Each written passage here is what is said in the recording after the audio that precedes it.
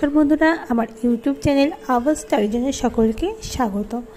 দেখো, তোমাদের কিন্তু আজকে একটি নোটিশ জারি হয়েছে, যেখানে তোমাদের রেজাল্ট বেরিয়েছে ক্লার্কশিপে। তোমরা যারা 2024-এ ক্লার্কশিপের পরীক্ষা দিয়েছিলে, সেটার কিন্তু রেজাল্ট পাবলিশড হয়েছে আজকে।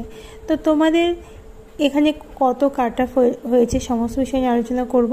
দেখো, তোমরা যারা জেনারেল ক্যাটাগরি রয়েছো, তাদের কিন্তু 49 লাস্ট কাট অফ হয়েছে।